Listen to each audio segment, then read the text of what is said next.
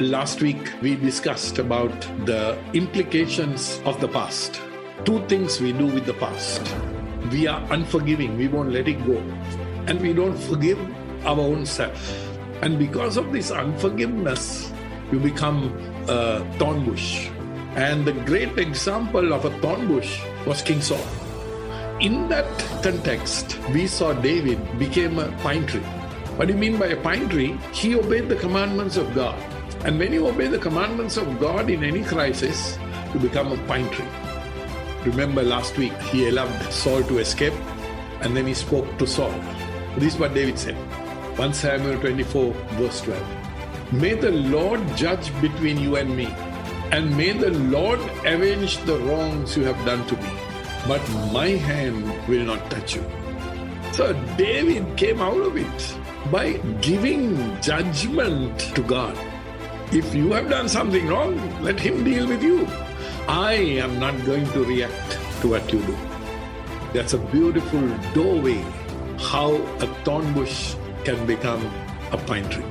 See what happened to the thorn bush when he did that. 1 Samuel chapter 24, verse 16. When David finished saying this, Saul asked, "Is that your voice, David my son?"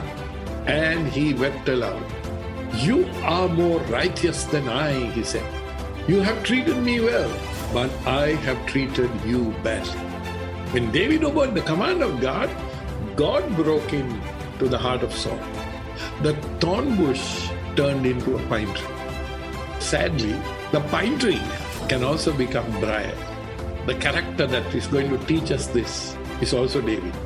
And tonight, I want to offer you David as the example of hidden sin. You know the story of David. He became king and God blessed him and his kingdom expanded.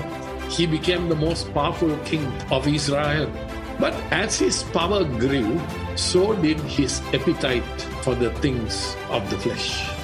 He saw Bathsheba bathing, he was attracted to her, and though she was married to somebody else, didn't really matter to him. And when she became pregnant, he tried to palm the child off on the husband. And what did David do?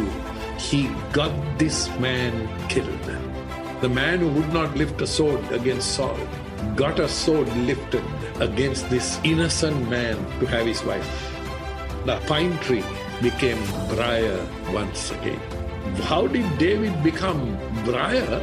He hid the sin inside himself. If you are hiding sin inside yourself, you are carrying the danger of being destroyed by the sin that hides within you. It will destroy us in two ways. Number one, it will destroy the world around you. The second is, it will destroy you inside.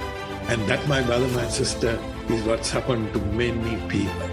Deep inside, so many things are destroyed. And externally, so many other people are affected. And the virus of sin working on human hearts, destroying our life, destroying our families. If you keep it hidden, not acknowledging it to yourself and not acknowledging it to God or to others, we can still become pine trees. And how do you do that? Psalm 32, verse 5. Then I acknowledged my sin to you and did not cover up my iniquity. I will confess my transgressions to the Lord, and you forgave the guilt of my sin. Deal with your heart, bring it to the light, because then God will deal with you in a new way.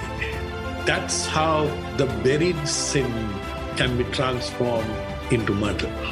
We have a God who can go into the past, take the tragedies and turn it into blessing.